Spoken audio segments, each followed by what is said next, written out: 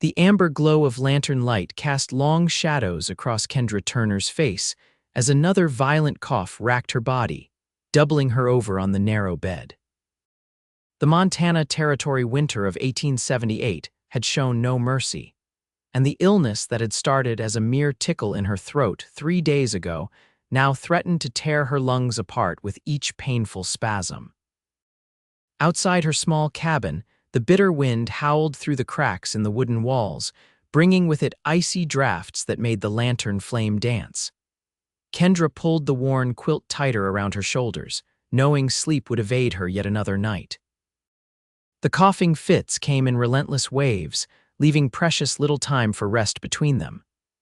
With her father 2 days ride away in butt-collecting supplies and her mother 3 years in the grave, Kendra faced the long night alone. "Easy there, Miss Turner," a deep voice called from the doorway, startling her into another coughing fit. She squinted through watery eyes to see Owen Hayes standing in the entrance, snow dusting his broad shoulders and wide-brimmed hat. Even in her feverish state, she recognized the cowboy who'd been working her father's ranch for the past 8 months. "Mr. Hayes," she managed between coughs, "you should not be here. It's improper." Owen stepped inside, closing the door against the howling wind. In one hand he carried a steaming pot, and tucked under his arm was a book. "Begging your pardon, but propriety won't keep you breathing through the night," he said, removing his hat. "Your father asked me to check on you before he left, and it sounds to me like you're in need of some help." Kendra wanted to argue, to maintain the dignity her mother had instilled in her. But another coughing fit seized her, this one so violent she feared she might tear something inside. Owen moved with surprising gentleness for a man of his size, placing the pot on the small table beside her bed. "Elderberry and honey," he explained. "My ma's remedy. It won't cure what ails you, but it might ease the coughing some." She eyed him warily as he poured the steaming liquid into a cup. Owen Hayes had always been respectful in the months since her father had hired him, keeping a proper distance as befitted their stations. But there was something about him that unsettled her in a way she couldn't define. Perhaps it was the intensity of his gaze, or the way he seemed to fill any room he entered. "What's the book for?" she asked, her voice raspy from coughing. Owen glanced down at the leather-bound volume in his hand, a hint of color touching his weather-beaten cheeks. "Thought reading might pass the time. Sometimes a story can be better medicine than any tonic." Kendra accepted the cup, inhaling the sweet, herbal steam. "You don't strike me as the reading type, Mr. Hayes." A smile tugged at the corner of his mouth. "There's a fair bit about me you might find surprising, Miss Turner." She took a sip of the hot liquid, feeling it soothe her raw throat. "I doubt I'll be able to sleep regardless." "The coughing won't allow it." "Then I'll stay and read until you do," he said simply, pulling the room's only chair closer to her bedside. "That's hardly necessary," she began, but another fit of coughing cut off her protest. Owen waited patiently for the spasm to pass. "Your father would have my hide if I left you like this. Besides," he added, opening the book, "I reckon neither of us has anywhere better to be on a night like this." Before she could formulate another objection, he began to read, his deep voice filling the small cabin with the tale of adventure and distant lands. Despite her misgivings about the impropriety of the situation, Kendra found herself listening, the rhythm of his words providing a welcome distraction from her illness. As the night wore on, Owen paused only to stoke the fire, refill her cup with the warm elderberry tonic, or wait for a particularly severe coughing fit to subside. His voice never faltered, and his patience seemed limitless. Kendra studied him during these moments, the strong profile illuminated by firelight, the gentle hands that handled the fragile pages with surprising care, the eyes that revealed an intelligence she had not previously credited him with. Owen Hayes was not the simple cowhand she had assumed him to be. "You read well," she commented during one such pause, her voice slightly stronger after the soothing drink. "Where did you learn?" Owen closed the book, keeping his place with one finger. "My mother was determined I wouldn't grow up ignorant. She taught school back in Pennsylvania before she married my pa and came west." "And where is she now?" A shadow passed over his face. Buried in Kansas. Fever took both my parents when I was 16. That was 12 years ago now. I'm sorry, Kendra said, genuinely moved by the quiet pain in his voice. My mother died 3 years ago, consumption. Owen nodded, a silent acknowledgement of their shared loss. It leaves a hole that doesn't quite fill, doesn't it? The simple truth of his words struck Kendra deeply. Most people offered platitudes about time healing all wounds, but Owen understood that some absences remained, becoming a part of who you were rather than fading away. Yes, she whispered. Exactly that. Their eyes met in the dim light, and Kendra felt a strange flutter in her chest that had nothing to do with her illness. Embarrassed by the unexpected feeling, she gestured to the book. Please continue. I believe the captain was about to discover the island. Owen smiled slightly, as though he understood her retreat, and resumed reading. His voice wove images of tropical shores and buried treasures, creating a world far removed from the harsh Montana winter that imprisoned them. Sometime later, Kendra felt her eyelids growing heavy, the combination of the warm tonic and Owen's steady voice finally overcoming her body's resistance. As she drifted towards sleep, she heard him soften his tone, the words becoming a gentle current carrying her away from pain and into peaceful darkness. When she woke, pale morning light was filtering through the cabin's single window. The fire still burned low in the hearth, and Owen was slumped in the chair beside her bed, the book open in his lap, his chin resting on his chest in sleep. Kendra watched him for a moment, struck by how different he looked in repose, younger, less guarded. She coughed lightly, and immediately his eyes opened, alert even in the first moments of wakefulness. You're awake, he said, straightening in the chair. How do you feel? She took a careful breath, assessing the tightness in her chest. Better, I think. The coughing isn't as severe. Relief visibly washed over his features. Good, that's good. An awkward silence fell between them, the intimacy of the night giving way to the proper distance of daylight. Owen stood, placing the book on the table. I should tend to the stock and then return with some breakfast for you. Mr. Hayes, she called as he reached for his hat. Thank you for staying for reading, he nodded once, settling his hat on his dark hair. It was no hardship, Miss Turner. After he left, Kendra found herself reaching for the book he had left behind. Opening it to the marked page, she ran her fingers over the words he had read to her, wondering about the man who had revealed a side of himself few probably ever saw. Over the next 3 days, Owen continued to care for Kendra between his ranch duties. Each evening, he would arrive with food and fresh elderberry tonic, and each night he would read until she fell asleep. Despite her initial protests about propriety, Kendra found herself looking forward to his visits, to the sound of his voice as he breathed life into the stories on the page. On the 4th night, as a fresh snowstorm raged outside, Owen was reading from a collection of poetry he had discovered among her father's books. Kendra noticed that his voice changed when he read the verses, becoming more musical, more reverent. You enjoy poetry, she observed during a pause. Owen looked up, seeming almost embarrassed. I do, words arranged just so can capture things that regular speech can't quite reach. I wouldn't have expected that from a cowboy, she admitted. Most wouldn't, he agreed without offense.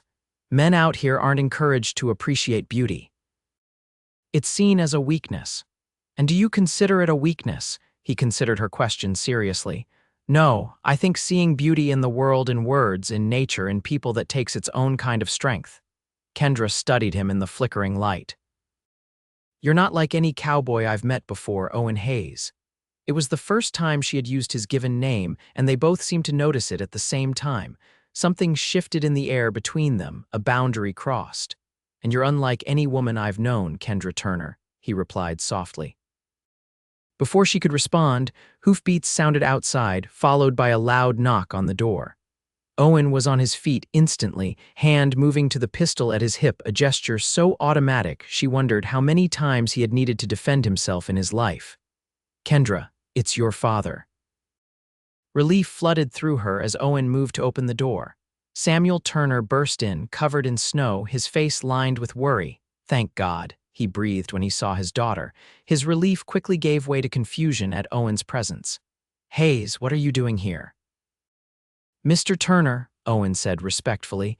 "Your daughter has been ill. I've been checking on her as you asked, sir." Samuel looked between them, noting the book, the chair pulled close to the bed, the familiarity that couldn't be hidden. His expression hardened slightly. "I appreciate your diligence, Hayes, but I'm home now. You can return to your regular duties."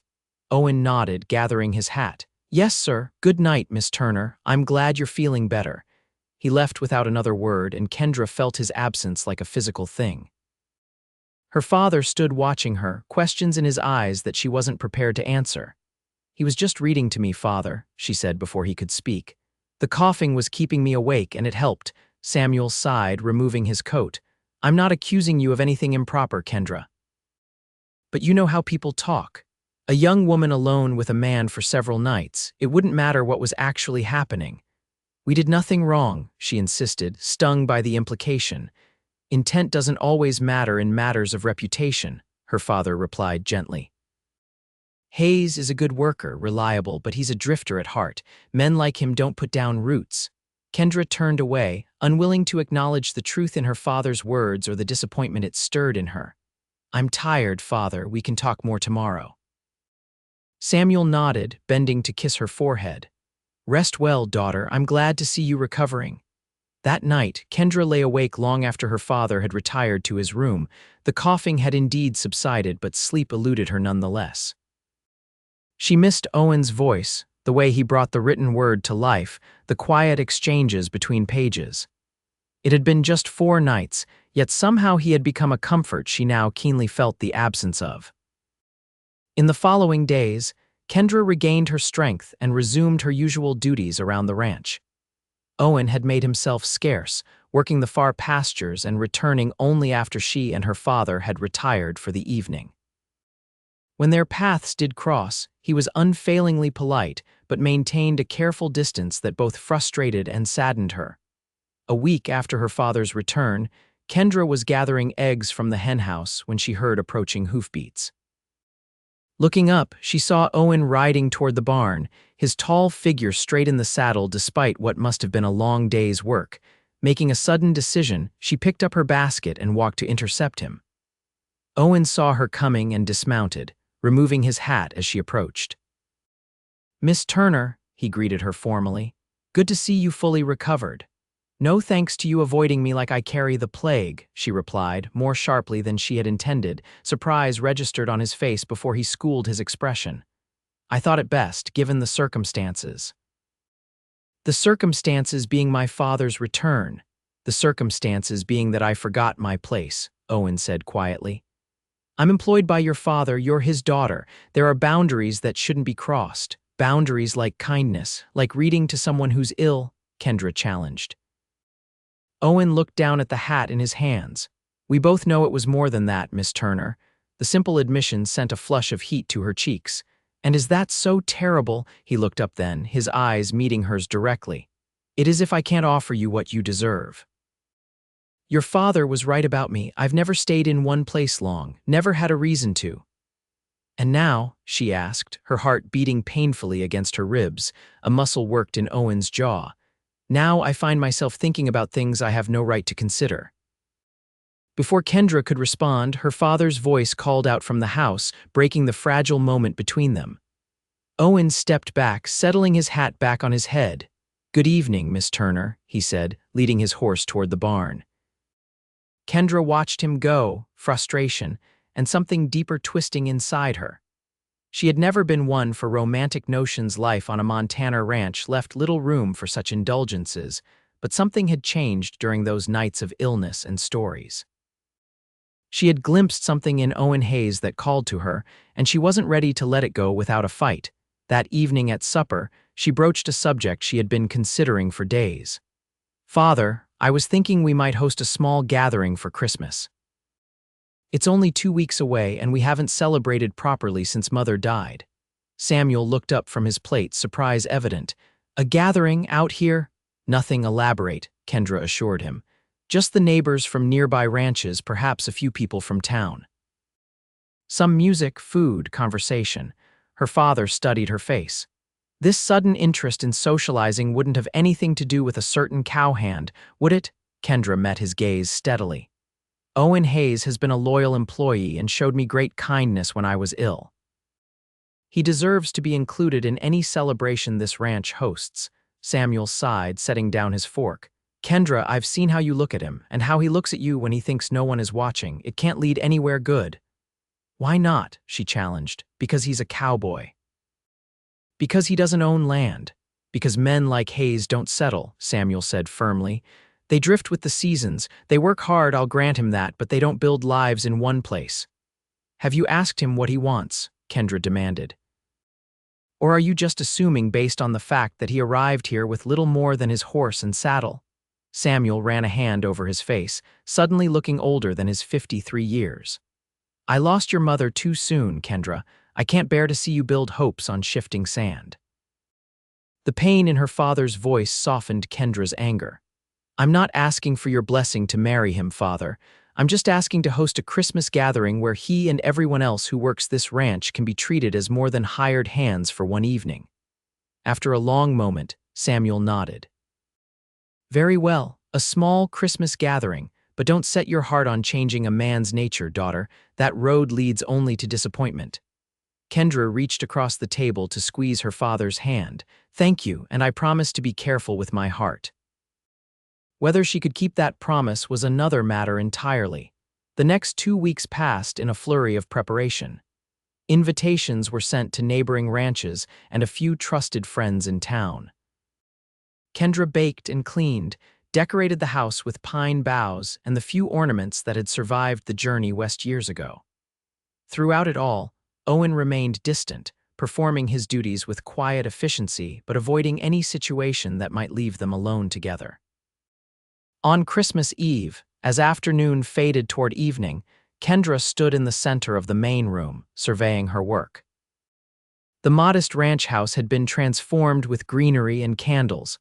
A small tree stood in the corner adorned with paper stars she had cut by hand, and delicious smells wafted from the kitchen where the last of the feast was cooking.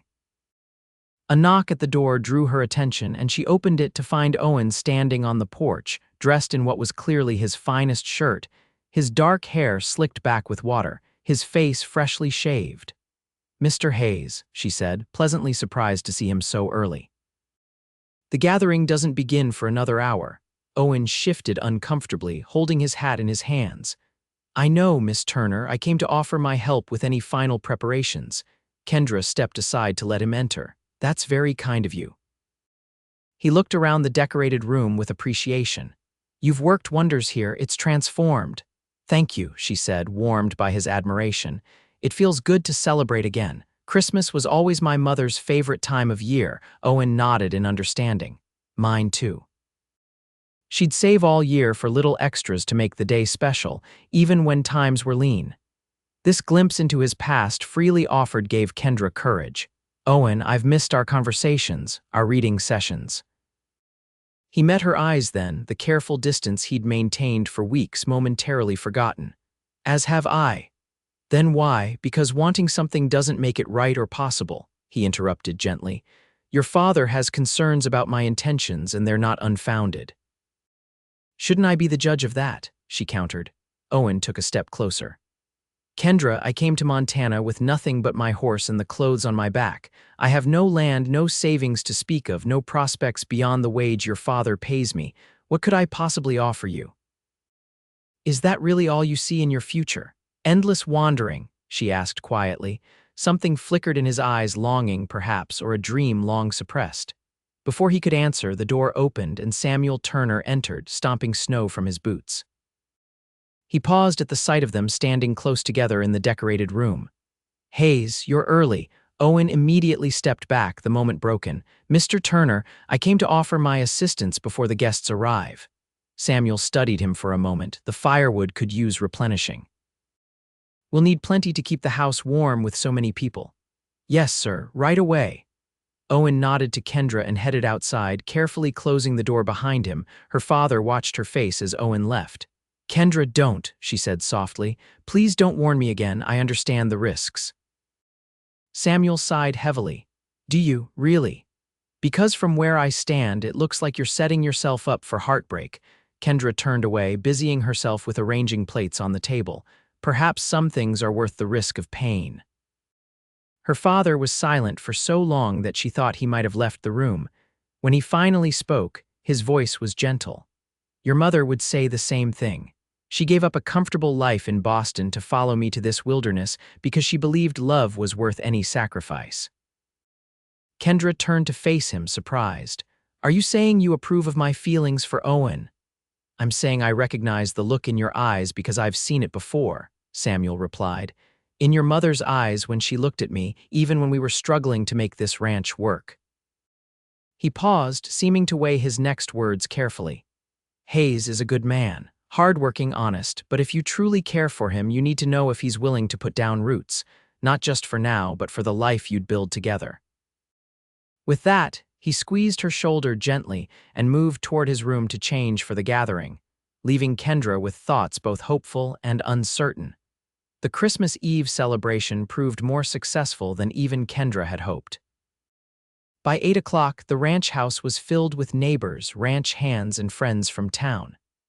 A fiddler from the neighboring McPherson Ranch provided lively music, food and drink flowed freely, and for the first time in years, genuine laughter filled the Turner home.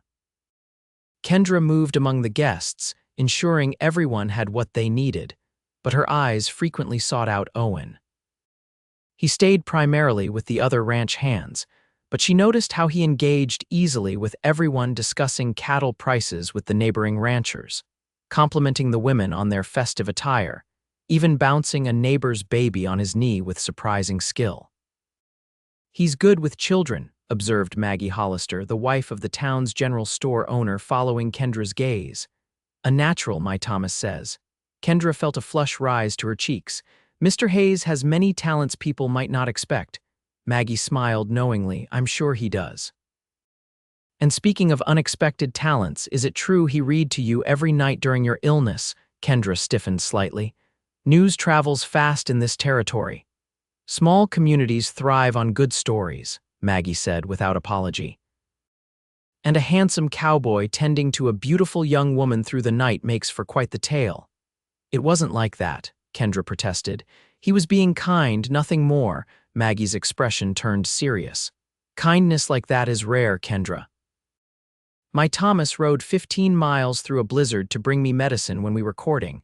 That's when I knew he was the one I wanted to build a life with. She patted Kendra's hand. Just something to consider. As Maggie moved away to join her husband, Kendra's eyes once again found Owen across the room. As if sensing her gaze, he looked up, their eyes meeting over the crowd. For a brief moment, it felt as though everyone else disappeared, leaving just the two of them in a pocket of stillness amidst the celebration. The moment broke when Samuel called for everyone's attention, raising his glass in a toast to friends, neighbors, and the season of goodwill. As glasses were raised and voices joined in response, Kendra slipped away, needing a moment of quiet. She stepped onto the back porch, wrapping her shawl tightly around her shoulders against the cold night air. The sky above was clear, stars scattered like diamond dust across the black expanse. She breathed deeply, watching her breath form clouds in the frigid air. You shouldn't be out here without a proper coat, Owen's voice came from behind her. You've only just recovered. Kendra turned to find him standing in the doorway, silhouetted against the warm light from inside. I needed a moment away from the noise, she explained. Owen stepped fully onto the porch, closing the door behind him. Your party is a great success. Everyone is having a wonderful time. Everyone except you, she observed. You've seemed distant all evening. He moved to stand beside her at the porch railing, both of them looking out at the snow-covered landscape. I've been thinking about what you asked me earlier, about whether endless wandering is all I see in my future. Kendra's heart quickened. And the truth is, until recently, I never allowed myself to imagine anything else, he said quietly. After my parents died, there was nothing to hold me to any one place. It seemed easier not to form attachments that would only be broken when I moved on. What changed? She asked, hardly daring to breathe. Owen turned to face her, his expression more open than she had ever seen it. I did, or rather you changed me, those nights reading to you, talking with you. I found myself thinking about what it might be like to have a place to belong, someone to come home to. Hope bloomed in Kendra's chest, fragile but insistent. Owen, but I have nothing to offer you, he continued, the pain evident in his voice. Your father is right about that. You deserve security, stability, all the things I don't have. What if I don't want security at the expense of happiness? She challenged. What if what I want is a man who reads poetry as if the words are sacred, who sits up all night with someone who's ill because it's the right thing to do, who sees beauty in the world even when life has given him every reason not to? Owen looked at her with wonder and disbelief. Kendra, you don't tell me what I can or cannot feel, she interrupted. I've spent 3 years since my mother died doing what was expected, being the proper daughter, the capable ranch woman. For once, I want to choose based on what my heart tells me is right. In the silence that followed, snow began to fall again, soft flakes drifting down around them. Owen reached out slowly, as if giving her time to pull away, and brushed a snowflake from her cheek. And what does your heart tell you? He asked, his voice barely above a whisper. That some stories don't end when the book closes, she replied. That sometimes they're just beginning. Owen's hand lingered on her face, his touch gentle as if she were made of something precious and fragile. I can't promise I'll be the man you deserve, but I can promise to try every day to become him. That's all anyone can ask, Kendra said, covering his hand with her own. He leaned forward slowly, giving her every chance to step away, but Kendra met him halfway. Their first kiss was gentle, tentative, a question asked and answered in the meeting of lips cold from the winter air but quickly warming. When they parted, Owen rested his forehead against hers. Your father will have concerns. He already does, she admitted with a small smile. But he also understands what it means to love someone enough to take a risk on them. The door opened behind them, spilling light and music onto the porch. They stepped apart to find Samuel standing in the doorway, his expression unreadable. The guests are asking for you, Kendra, he said. Mrs. Hollister wants to know if you'll play the piano for some carols. Of course, she replied, exchanging a quick glance with Owen before moving toward the door. As she passed her father, he caught her arm gently. Hayes, he called, stopping Owen as he made to follow. A word, if you please. Kendra looked between the two men, concern evident on her face. Father, it's all right, Samuel assured her. Go tend to our guests, we'll join you shortly. Reluctantly, Kendra went inside, leaving the two men alone on the porch. Through the window, she watched their silhouettes, her father speaking earnestly, Owen listening intently, occasionally nodding or responding. After what felt like an eternity but was probably only a few minutes, both men shook hands. When they came back inside, Samuel's expression was resigned but not angry, and Owen's held a quiet determination she hadn't seen before. Neither man offered an explanation, and the celebration continued with singing, more food, and the exchange of modest gifts. It wasn't until much later, after the last guest had departed and her father had retired for the night, that Kendra found herself alone with Owen again. He had stayed behind to help with the cleaning, and they stood side by side at the sink, washing and drying the last of the dishes. What did my father say to you? She finally asked, unable to contain her curiosity any longer. Owen set down the cup he was drying, turning to face her fully. He asked me my intentions toward you. Kendra nearly dropped the plate she was washing. He what? As if we were already courting. As if he could see what was happening between us before we fully admitted it ourselves, Owen corrected gently. And he was right to ask. What did you tell him? She asked, heart pounding. Owen took her wet hands in his, not caring about the water soaking into his sleeves. I told him that I love his daughter, that I have no right to, given my circumstances, but that if he would allow it, I would work to earn the right to court you properly. Kendra's breath caught. You told him you love me. The vulnerability in Owen's eyes nearly undid her. I do. I think I have since that first night, listening to you talk about your mother between coughing fits, seeing your strength even in illness. Tears pricked at Kendra's eyes. And what did he say? He said he expected no less from a man who would sit up all night reading to a sick woman, Owen replied with a small smile. And then he made me an offer. What kind of offer? The old foreman's cabin on the north side of the property. It's been empty since Jim Bradley left last spring. Your father said I could fix it up, make it livable. Said a foreman should have proper quarters, especially one who might someday have a family to house. Kendra's eyes widened. He's promoting you to foreman, Owen nodded, his expression serious, on a trial basis. He wants to see if I can put down roots, if I can commit to this land and the people on it.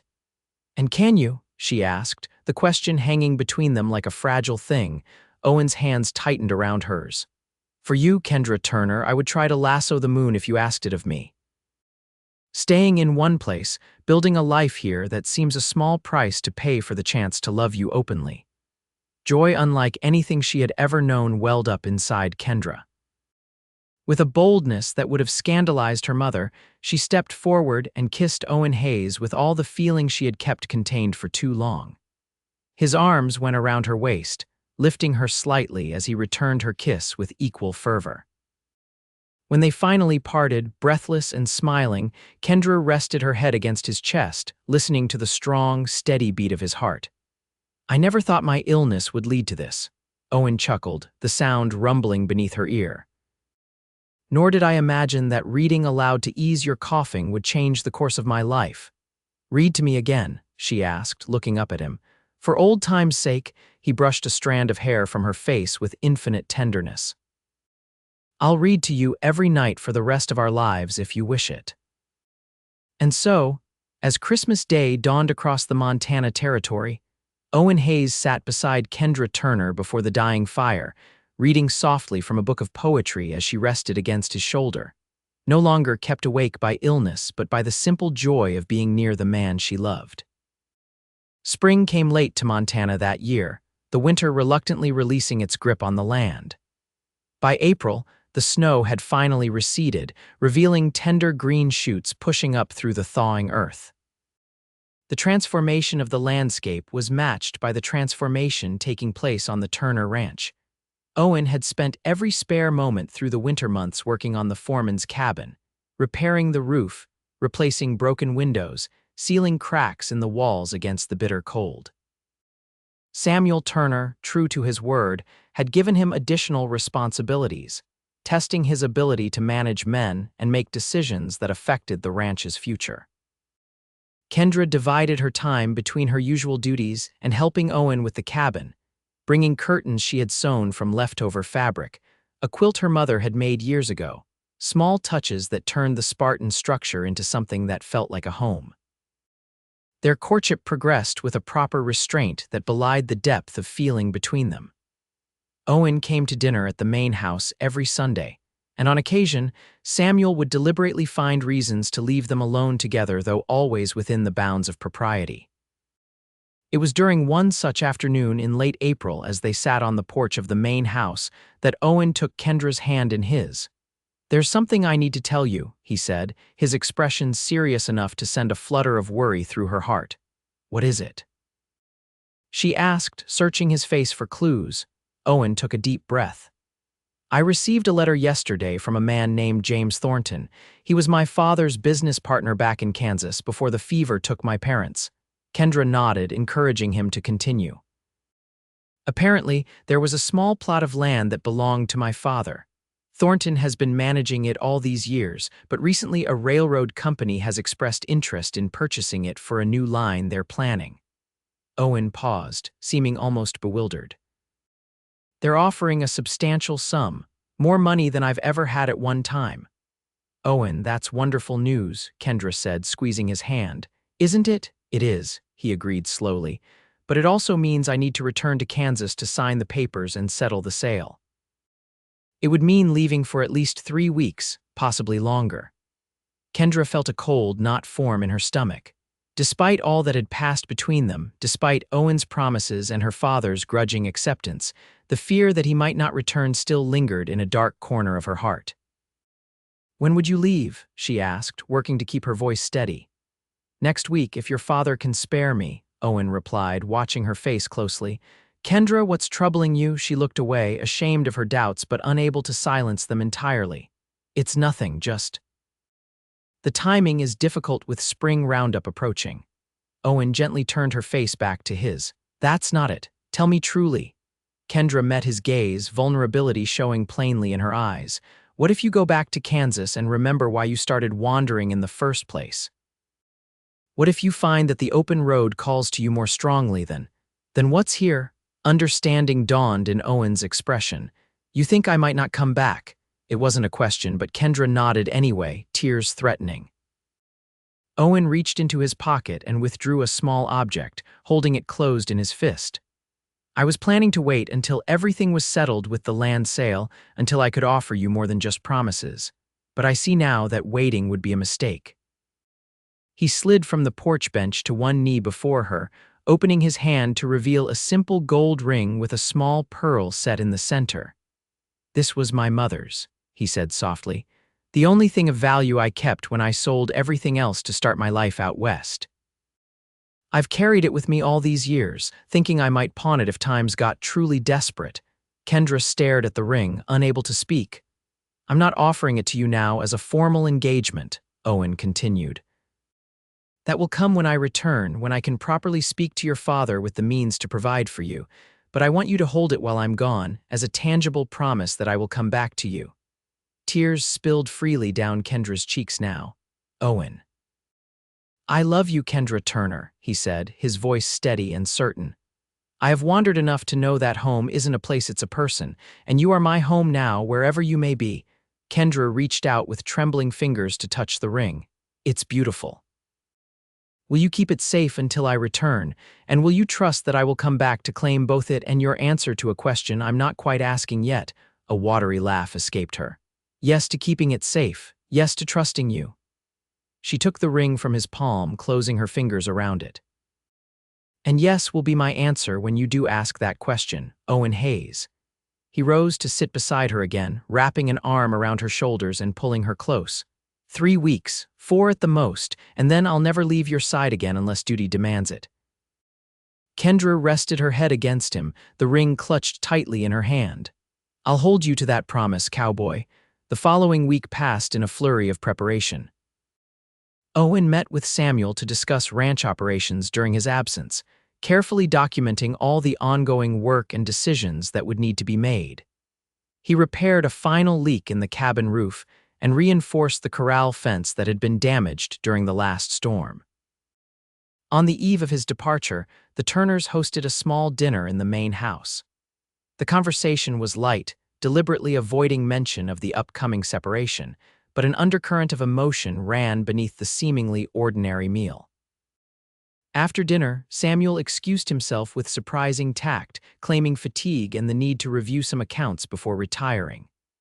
Left alone in the parlor, Owen and Kendra sat close together on the small sofa, his arm around her waist, her head on his shoulder.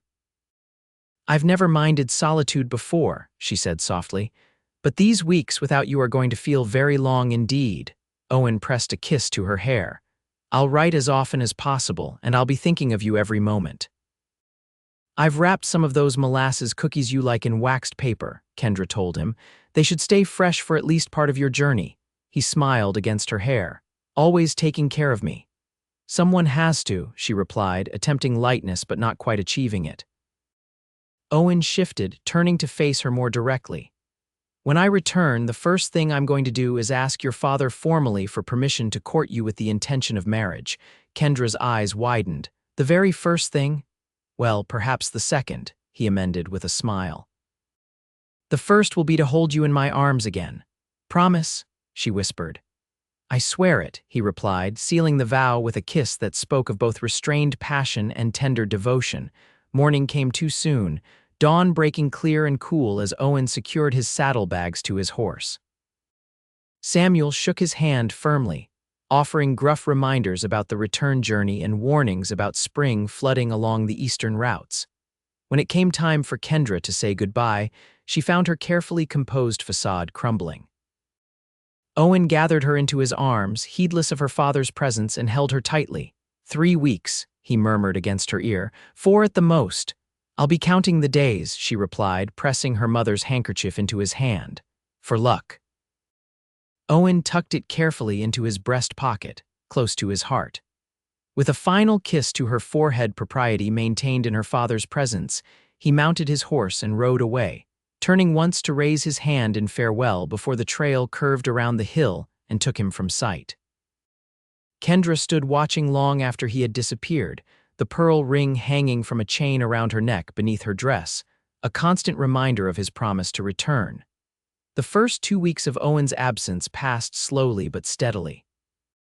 Spring work on the ranch kept Kendra busy from dawn until dusk, mending fences damaged by winter storms, preparing for the spring calving, planting the kitchen garden that would provide vegetables through the summer and fall. A letter arrived from Owen 10 days after his departure, carried by a trader passing through the territory. He wrote of his journey, the changing landscapes, his arrival in Kansas, and his meeting with James Thornton. The land sale was proceeding as expected, but there were legal matters that needed attention, paperwork that required his presence for longer than anticipated. "I miss you with every breath," he had written. "The cabin that once felt like a prison now seems a paradise because you are there. 4 weeks, my love. No longer, I swear it." Kendra read the letter so many times that the paper began to wear thin at the folds. She carried it with her throughout her days, taking it out when she could steal a moment alone to read his words again and trace her fingers over the signature. As the 3rd week of Owen's absence drew to a close, a tension began to build in the Turner household. Samuel watched his daughter with concern as she checked the horizon daily for riders, as she questioned every traveler who stopped at the ranch for news from the east. "He'll return when his business is concluded," Samuel said gently one evening as they sat on the porch after supper. "Hayes is a man of his word." "I know," Kendra replied, fingers automatically going to the ring beneath her collar. "I just can't help worrying." Her father patted her hand. "That's the burden of loving someone, child. The worry never quite goes away." When the 4th week passed with no sign of Owen and no further letters, Kendra's anxiety deepened. She threw herself into her work with almost frantic energy, rising before dawn and continuing until exhaustion forced her to rest. It was during the 5th week, as she was hanging laundry to dry in the spring sunshine, that she heard approaching riders. Her heart leapt, and she dropped the wet sheet back into the basket, hurrying around the house to the front yard. 3 riders were approaching, none of them Owen. As they drew closer, Kendra recognized James Hollister, the general store owner from town, and 2 men she didn't know. "Miss Turner," Hollister called as they dismounted, "is your father about?" Something in his tone sent a chill through Kendra's body. "He's checking on the new calves in the north pasture. What's happened?" The men exchanged uncomfortable glances. "Perhaps we should wait for your father," one of the strangers suggested. "Tell me," Kendra demanded, fear making her voice sharp. "Is it about Owen Hayes?" James Hollister removed his hat, confirming her worst fears before he even spoke. "There was trouble in a town called Willow Creek, about 100 miles east of here, a stagecoach robbery. Hayes was on his way back this way." The world seemed to tilt beneath Kendra's feet. "Is he dead?" "No," Hollister said quickly. "At least he wasn't when these gentlemen left. He was wounded, shot during the robbery. They brought him to the doctor in Willow Creek." "How badly is he hurt?" Kendra asked, forcing herself to remain upright through sheer will. The taller of the 2 strangers stepped forward. "I'm Sheriff Daniels from Willow Creek, madam. Hayes was conscious when we got him to the doctor, but he'd lost a lot of blood. The bullet caught him in the shoulder, missed his heart, but there was concern about infection setting in." "When did this happen?" she demanded. 6 days ago," the sheriff replied. "He asked us to bring word to you and your father, said to tell you he was sorry for breaking his promise." Kendra pressed a hand to her mouth, fighting back a sob. 6 days. Anything could have happened in 6 days. "I need to go to him," she said, already turning toward the house to gather what she would need. "Miss Turner," Sheriff Daniels called after her, "it's a dangerous journey for a woman alone." Kendra whirled back to face him.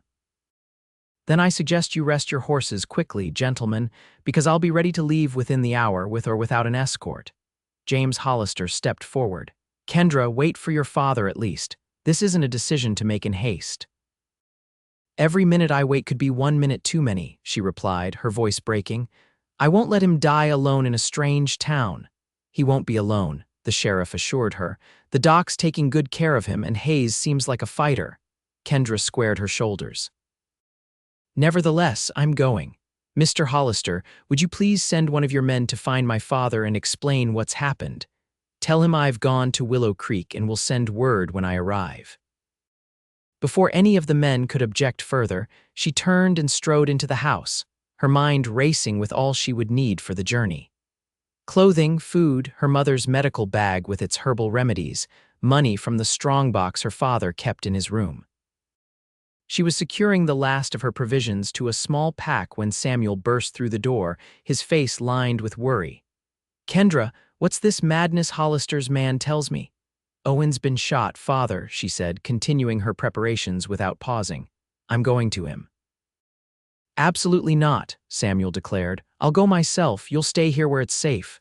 Kendra finally stopped, turning to face her father directly. "I love him. If he's dying, I need to be with him. If he's recovering, he needs me there." "Would you have stayed behind if it were mother who was injured and alone?" The question struck Samuel like a physical blow. For a long moment he said nothing, memories of his beloved wife clearly passing behind his eyes. "No," he admitted finally. "I would have moved heaven and earth to reach her." "Then understand why I must go," Kendra pleaded. Samuel sighed heavily, age and worry evident in the slump of his shoulders. "Not alone, I'm coming with you."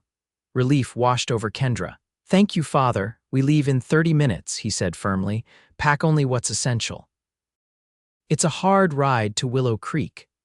Exactly 30 minutes later, Kendra and Samuel Turner rode out from the ranch alongside Sheriff Daniels and his deputy. James Hollister had agreed to send one of his sons to check on the ranch every few days in their absence, ensuring the hired hands continued their work as directed. The journey to Willow Creek was grueling. They rode from dawn until dusk each day, stopping only when necessary to rest the horses. Kendra's body ached from hours in the saddle, but she never complained, never suggested slowing their pace. Her mind was fixed on reaching Owen, on seeing with her own eyes that he still lived. On the evening of the third day, the small town of Willow Creek came into view, its scattered buildings nestled in a valley between low hills. Kendra's heart raced as they rode down the main street toward a 2-story building with "Doctor" painted on a sign hanging outside. Sheriff Daniels dismounted first, tying his horse to the hitching post. "I'll go in first, see how things stand." The minutes he was inside felt like hours to Kendra. When he finally emerged, his expression gave nothing away. "He's alive," the sheriff said simply. "Doc says the fever broke yesterday. He's weak, but he's on the mend." Tears of relief sprang to Kendra's eyes as she practically fell from her horse in her haste to dismount. Samuel steadied her with a hand on her elbow. "Go on," he said gently. "I'll see to the horses and find us rooms at the hotel." With a grateful squeeze to her father's hand, Kendra hurried into the doctor's office, following the sheriff through a waiting room and into a small area with 3 beds. Only one was occupied. Owen lay with his eyes closed, his face pale against the white pillow, his left shoulder heavily bandaged. He looked thinner than when she had last seen him, his cheekbones more pronounced, dark shadows beneath his eyes. "Mr. Hayes," the sheriff called softly, "you have visitors." Owen's eyes opened slowly, focusing first on the sheriff and then moving to Kendra. For a moment he seemed to think he was dreaming, his brow furrowing in confusion. "Kendra," he whispered, his voice rough from disuse. She was at his bedside in an instant, taking his right hand in both of hers, tears flowing freely down her face. "I'm here." "How?" he began, struggling to sit up. "Easy now," cautioned an older man who had entered the room behind them. "You'll tear those stitches I worked so hard on." Kendra helped Owen lie back, her touch gentle but firm. "Sheriff Daniels brought us word of what happened. Father and I came as soon as we heard." "Your father?" Owen looked past her in surprise. "He's seeing to the horses," she explained. "He'll be along shortly." The doctor, a gruff man in his 60s with spectacles perched on his nose, approached the bed. "Young lady, I presume you're the Kendra this man has been muttering about in his fever dreams," she nodded, unable to take her eyes from Owen's face. "Well, you've arrived just in time for the interesting part," the doctor continued. "The bullet's out, the infection's under control, but now comes the tedious business of healing. He'll need careful tending for at least a fortnight before he's fit to travel." "I'll care for him," Kendra said firmly. The doctor assessed her with a shrewd gaze. "Are you trained in nursing?" "My mother taught me," she replied. "I've treated injuries and illnesses on our ranch for years." He nodded, seemingly satisfied. "Good, I have other patients who need attention. I'll show you what needs to be done with the dressings, what signs to watch for if infection returns." As the doctor moved away to prepare fresh bandages, Kendra turned her attention back to Owen. He was watching her with an expression of wonder and deep regret. "I broke my promise," he said softly. "I said 3 weeks, 4 at most." Kendra brushed a lock of hair from his forehead. "Being shot by stagecoach robbers is a reasonable excuse for delay, I think." A ghost of a smile touched his lips. "Not the homecoming I planned. I wanted to ride up to the ranch with my business concluded, ask your father properly for your hand, present you with a future secure enough to satisfy even the most protective parent. And instead, I've come to you," she said gently. "Some promises are more important than others, Owen. You promised to come back to me, and you're still keeping that one, albeit with some assistance." He squeezed her hand weakly. "The land sale went through. The money's in a bank in Kansas City waiting for my return to transfer it." "That doesn't matter right now," Kendra assured him. "All that matters is that you recover." The door opened again and Samuel Turner entered, his tall frame filling the doorway. He approached the bed, studying Owen with a critical eye. "Hayes," he greeted him, "you look terrible." Despite the pain, Owen managed a chuckle. "Feel worse than I look, sir." Samuel nodded, his expression softening slightly. "That'll teach you to travel with valuables in these parts. Should have waited for a proper escort. Didn't want to delay any longer than necessary," Owen replied, his eyes moving to Kendra. "Had important business waiting at home." Something passed between the two men in that moment, an understanding, perhaps, or a mutual acknowledgement of what truly mattered. Samuel cleared his throat. "Well, you've got yourself an escort back when you're fit to travel. In the meantime, it seems my daughter intends to play nurse." "Sir, I never meant to cause such trouble," Owen began, but Samuel waved him off. "Trouble finds its own way in this world, Hayes. What matters is how a man faces it." He glanced at his daughter, who was still holding Owen's hand as if she might never let go. "We've taken rooms at the hotel across the street. I expect you'll be wanting to stay here tonight?" Kendra nodded. "The doctor says someone should monitor his fever." "I'll have your things brought over," Samuel said, adding with a pointed look at Owen, "and I'll speak with the sheriff about what happened. Get the full story." After her father left, the doctor returned to show Kendra how to change the dressings, what signs of infection to watch for, and how to administer the pain medication he had prepared. She listened attentively, committing every detail to memory. When they were finally alone, Owen looked up at Kendra with eyes that spoke volumes. "I thought I might die without seeing you again. That was the worst part of it all." She bent to press her lips to his forehead. "I would have found you no matter where you were, Owen Hayes. In this life or the next. I love you," he whispered. "More than I knew it was possible to love another person." "And I love you," she replied, drawing the chain from beneath her dress to show him his mother's ring still safely kept. "Now rest, heal. The sooner you recover, the sooner we can go home." Owen's eyes grew heavy as the medication began to take effect. "Read to me," he asked, a smile touching his lips at the reversal of their positions. Kendra glanced around the room, spotting a worn Bible on the doctor's desk. She retrieved it and pulled her chair close to the bed. Opening to the book of Ruth, she began to read softly, her voice soothing as Owen drifted into healing sleep. "Entreat me not to leave thee or to return from following after thee. For whither thou goest I will go, and where thou lodgest I will lodge. Thy people shall be my people, and thy God my God." The words, ancient and beautiful, filled the small room as twilight deepened into night, a promise as binding as any wedding vow. Over the next 2 weeks, Kendra rarely left Owen's side. She changed his bandages, coaxed him to eat the broth and bread the hotel kitchen prepared, and read to him for hours from whatever books she could find in the small town. Under her care, his strength returned steadily, the color coming back to his face, the wound healing clean without further signs of infection. Samuel divided his time between checking on the patient, sending letters back to the ranch and getting to know the townspeople of Willow Creek. He returned from these excursions with news, small treats for Kendra, and occasionally a new book for her to read to Owen. It was during the third week that Owen was finally able to sit up without assistance, to take short walks around the doctor's office, and eventually, with Kendra's support, to venture outside for brief periods in the sunshine. During one such outing, as they sat on a bench in the small town square, Owen turned to Kendra with determination in his eyes. "I need to speak with your father," he said. "Properly as I intended before all this happened." Kendra squeezed his hand. "Are you sure you're strong enough?" "Some things can't wait any longer," Owen replied. "I've nearly died once without fulfilling my promise to you. I don't intend to risk fate again." That evening, while Kendra prepared a special meal in the hotel's kitchen, having befriended the cook during their stay, Owen met with Samuel in the small parlor reserved for guests. When Kendra finally joined them, carrying a tray with coffee and apple tarts, she found the two men sitting in companionable silence, Owen looking nervous but determined, her father thoughtful but not displeased. "Is everything all right?" she asked, setting down the tray.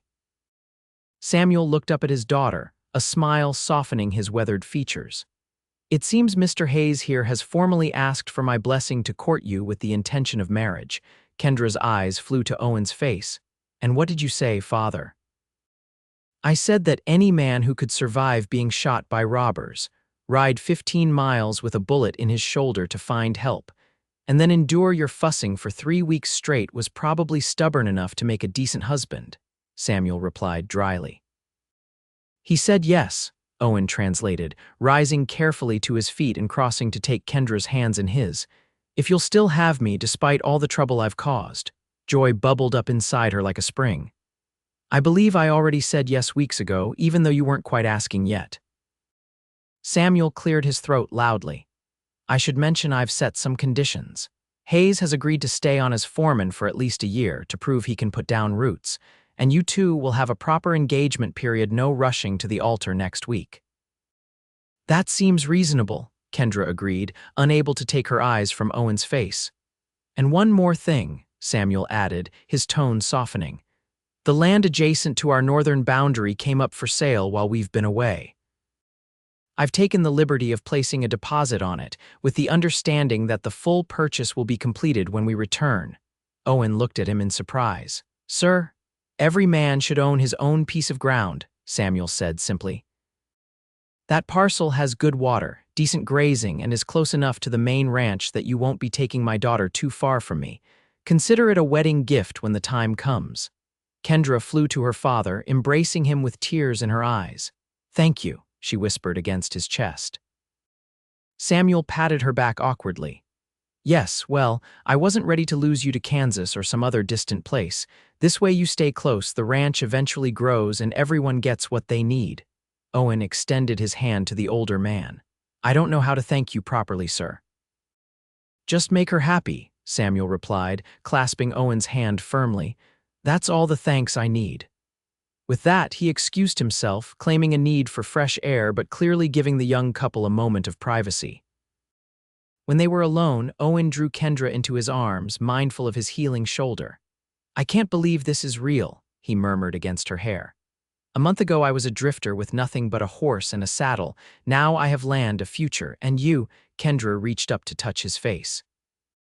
"You had me from the moment you sat reading to me through the night, easing my coughing with your voice and your kindness."